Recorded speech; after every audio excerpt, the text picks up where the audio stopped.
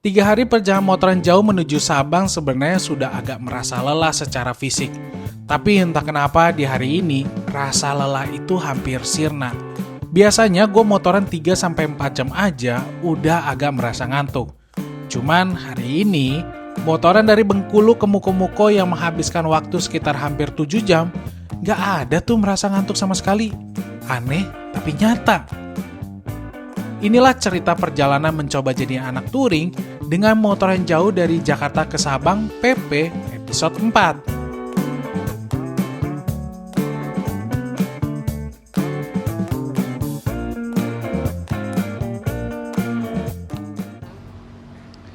Tanggal 10 Agustus. Bener nggak ya tanggal 10? Bener, tanggal 10 Agustus jam 9.15 masih di Bengkulu, kita menginap di Splash Hotel.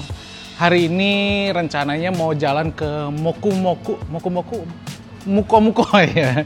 Suka terbalik ya. Muko-Muko, mungkin perjalanan sekitar 300-an kilometer. Dari sini nggak terlalu jauh. Dan nanti di sana kita bermalam lagi 1 malam sebelum melanjutkan lagi perjalanan besoknya. Ini Splash Hotel oke. Seperti yang gue bilang kemarin, rate-nya 280.000 karena gue mesen banyak. Tapi normalnya sekitar 350.000-an per malam dapat breakfast. Persiapan hari ini nggak ada yang terlalu gimana-gimana teman-teman. Karena secara teknik naik motor udah bener sedikit gitu. Naik motor sudah punya keberanian juga, nggak seperti yang kemarin kayak orang bodoh banget gitu. Dan yang terpenting hari ini harus benar-benar hati-hati karena gimana pun perjalanan ini gue tidak hafal konturnya, rusaknya, belokannya, karakternya, ini gue nggak hafal. Yang penting tetap hati-hati. Di perjalanan ke Sabang ini gue mulai banyak mengerti sih kenapa jadi anak touring itu banyak anak touring itu yang suka ngegas dari ujung ke ujung. Salah satu yang gue baru sampai hari ketiga adalah mereka itu mengerti bagaimana menikmati motornya masing-masing dengan bertanggung jawab dan punya skill pastinya. Jadi gue lihat kan banyak orang nih punya motor tapi nggak tahu gimana cara menangani motornya. Contohnya kayak gue sendiri, gue tidak terlalu ngerti cara menangani mok-mok selama ini. Dan setelah diajarin Om Anto, Om Soleh, ini tuh jadi berbeda gitu. Cara kita naik motor, cara kita berkendara, dan cara kita bertanggung jawab sama kendaraan kita masing-masing gitu. Walaupun mungkin dalam kecepatan yang tinggi dalam kosong gitu, jalanan kosong, terus kita melihat berbagai banyak keadaan sekitar lah untuk mengakses kira-kira aman apa enggak gitu teman-teman. Yang penting kita tetap hati-hati di jalan, pastikan kalian pakai aparel yang tepat. Contohnya seperti boleh dilihat ini sepatu dari Dainese, beli di Arsimoto Garage. Overall beda banget sama pakai sepatu biasa karena dia mengikat sampai sini. Dan juga yang paling kerasa sebenarnya, ini sedikit review pemakaian. Ini dia nggak licin sama sekali, terutama di basah-basahan. Ini lumayan ngegrip teman-teman. Tapi dia nggak yang kayak sepatu lari, sepatu running kan juga dia ngegrip. Cuman dia dari busa gitu, jadi kurang enak lah gitu teman-teman. Lalu ikatannya ya biasalah ini. Nah kalau ada yang pakai boa gitu lebih asik sih, jadi kita nggak ribet ngikat sepatu. Sampingnya sampingnya ada resleting biar gampang masuk sepatu gitu. Oh ya, satu lagi, ini waterproof ya teman-teman, sudah diuji. Kemarin kena hujan, sepatunya kering, badannya basah gitu. Oke lah, sementara itu aja dulu, kita jalan-jalan dulu ke Muko-Muko. Seperti yang tadi gue bilang di awal, perencana perjalanan motoran berangkat dari kota Bengkulu menuju Muko-Muko. Rute ini memang tidak terlalu panjang, tapi kalau lihat di Google Map akan ketemu banyak pinggiran pantai dan juga banyak jalan tikungan.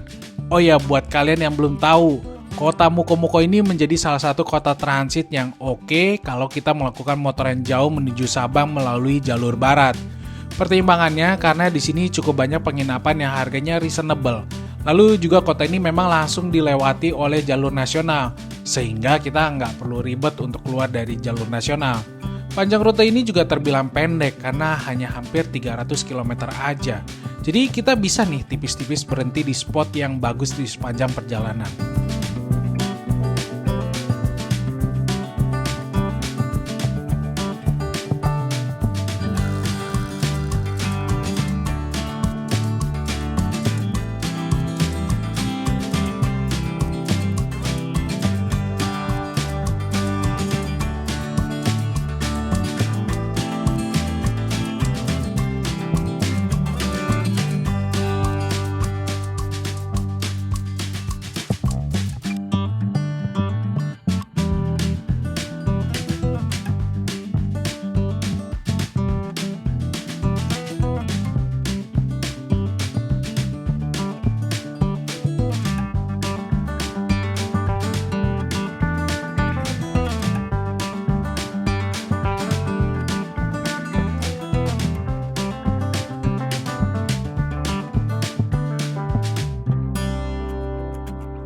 Hari ini kalau melihat langit, berasa menjadi hari yang sangat spesial. Karena sebelumnya kita beberapa kali harus menghadapi langit yang mendung.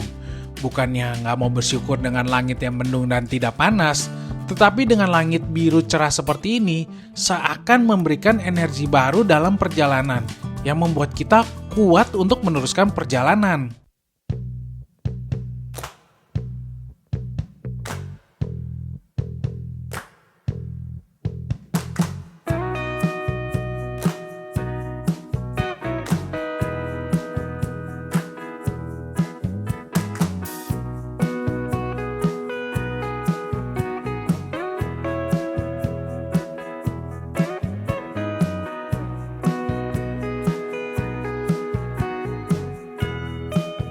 Kalian terhipnotis nggak sih melihat langit sebiru ini? Gue sih terhipnotis banget. Udah lama gue nggak lihat langit biru kayak gini di Jakarta. Di Jakarta ya. Oh iya, hampir aja lupa cerita karena terhipnotis sama langit yang biru. Di awal perjalanan hari ini kan gue cerita kalau skill motoran gue udah mulai level up. Mantap jiwa kan? Terutama untuk keberanian gue menarik gas lebih dari yang sebelumnya. Awalnya tuh gue takut banget karena overthinking. Tetapi sekarang udah mulai lebih santuy ketika motor di kecepatan 70 hingga 80 km per jam. Lalu juga kemarin sempat dapat sesi coaching untuk cornering. Ini jujur pelajaran paling sulit gue cerna. Mungkin karena masih ada rasa takut kali ya. Jadi sering banget ketika berbelok masih offside alias nggak bener. Tapi mau nggak mau gue harus bisa ngikutin walau dengan box dan juga ada boncenger. Syukurnya si boncenger bisa diajak kerjasama nih dengan mengatur badan sesuai arah tikungan. Diingat-ingat lucu juga sih. Kalau intercom ini ada rekamannya, pasti kalian bisa merasakan betapa kocaknya kami berkoordinasi perkara arah badan dan saling menguatkan satu sama lain karena takut ngedelosor. Walaupun cornering itu menakutkan buat kami, tapi dengan coba berani belajar, akhirnya gue bisa menikmati perjalanan motoran ini seperti anak motor touring lainnya. Ini masih bagian kecil sih dari kesimpulan gue kenapa anak touring harus ke Sabang. Makanya ikutin aja terus ceritanya.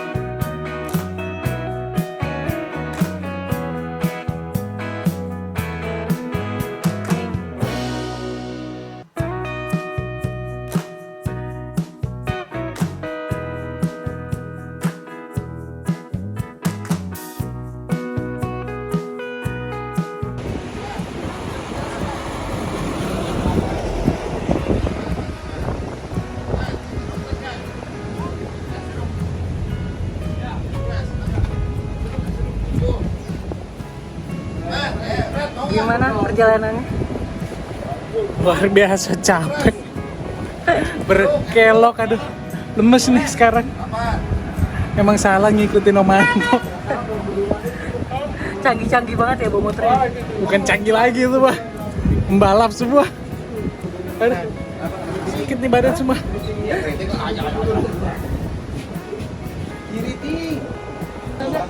Ada gue bilang tuh tangan berbalik, gue bilang bawa motor kan gue bilang gitu. Iya tapi pas ngelewatin lu berubah. Oh modein dia, yang ganteng nih gitu.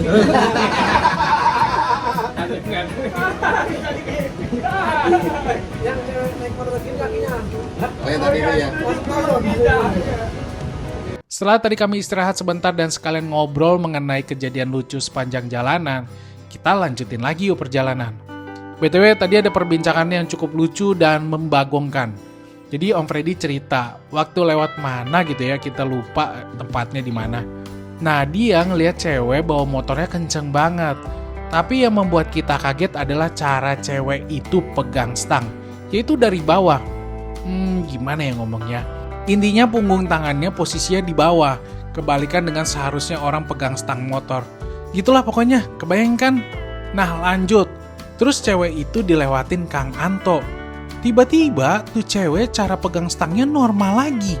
Kayaknya doi kesambet dengan kegantengan Om Anto deh. Asik, Kang Anto ada fansnya.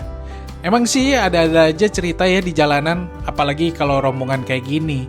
Pasti ada aja 1-2 orang yang jadi komediannya, yang membuat kita jadi nggak bosan dan juga nggak ngantuk dengerin cerita dia yang unik-unik.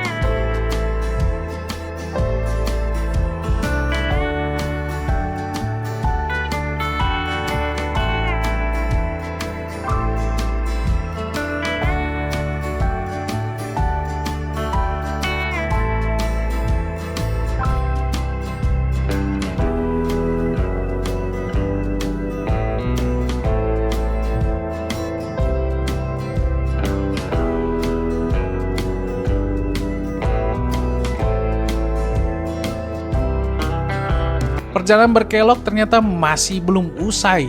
Masih banyak banget ternyata dan seakan nggak mau habis loh.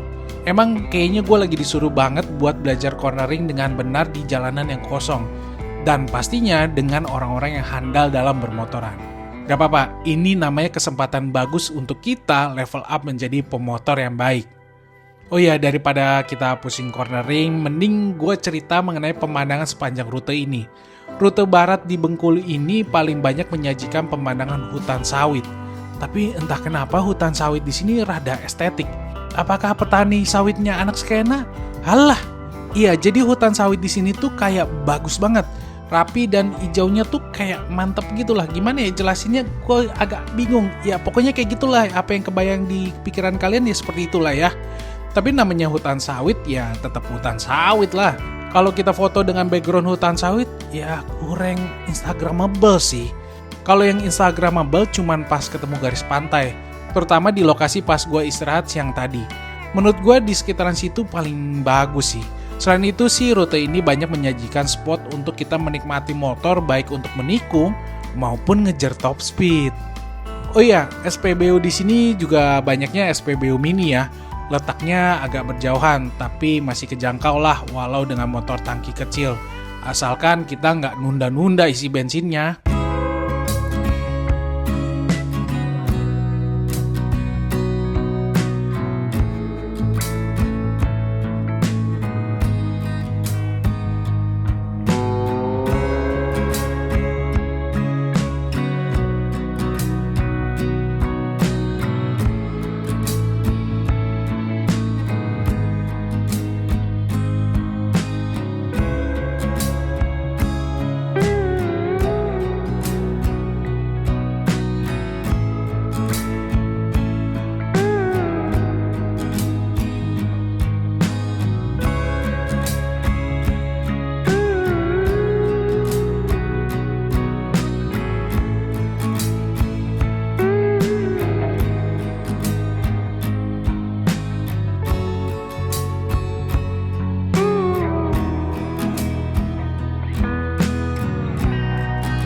Langit biru Bengkulu sepertinya sudah habis pulsanya. Mulai deh langit menggelap dan angin hujan bertiup dengan kencang. Kalau kalian lihat tuh langit, gelap banget kan? Padahal itu baru jam 2:30 sore loh. Beberapa hari ini memang kita sepanjang jalan kayak gini. Mulai agak sore, langit langsung gelap dan hujan biasanya. Semoga hujannya nggak terlalu gede ya kali ini.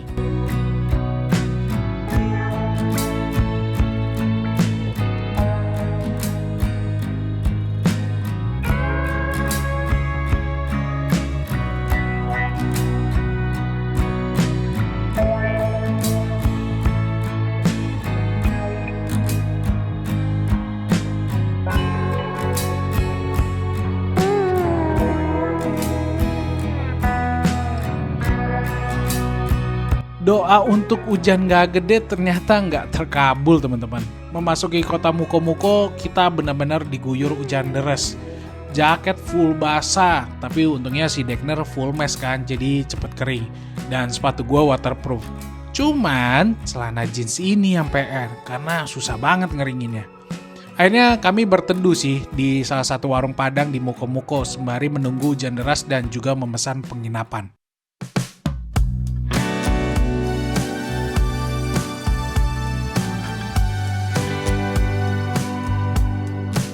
Rasa ngantuk dan lelah hari ini tertahan karena harus belajar cornering motor.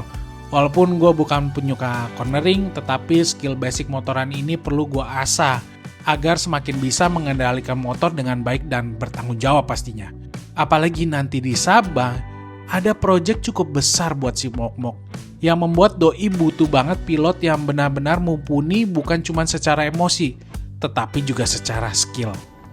Akhirnya di hari Sabtu tanggal 10 Agustus sekitar jam 4 sore atau jam 3 ya, seinget gua ya. Kita sampai juga di Muko-Muko, masih di daerah Bengkulu, sedikit perbatasan dengan Padang. Malam ini ya Sumatera Barat. Nah, kita ini memilih tinggal dulu semalam di sini supaya kita bisa rest.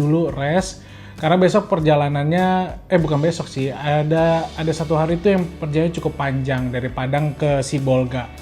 Nah kita di sini tuh mau banyak kerjaan, mau ngedit, mau beresin konten, terus juga tadi di jalanan kita full kena hujan teman-teman. Makanya daripada kita susah sampai di Padang gitu, kita paksain ke Padang sampainya jadi tengah malam, kemudian kita nyampe di sini dulu semalam supaya kita bisa istirahat, bisa ngurusin konten, bisa ngurusin apapun pekerjaan kita. Terus juga ini kan malam minggu, biar kita ngerasain gimana sih rasanya malam minggu di daerah kota-kota kecil seperti Muko-Muko. Agenda malam ini sih nggak ada yang kayak gimana-gimana lagi. Kita cuman paling nanti makan malam, cari makan malam yang terdekat aja. Dan kemungkinan kita harus nyari bensin, karena bensin udah mau habis. Beberapa teman-teman yang naik NMAX, ya itulah kita harus barengan isi bensin supaya nanti kedepannya perjalanan kita lebih mudah. Sementara itu aja dulu teman-teman, thank you udah nemenin hari ini perjalanan. Kita akan besok ketemu lagi, dan jangan lupa, kapan nih kalian motoran? Masa rebahan mulu?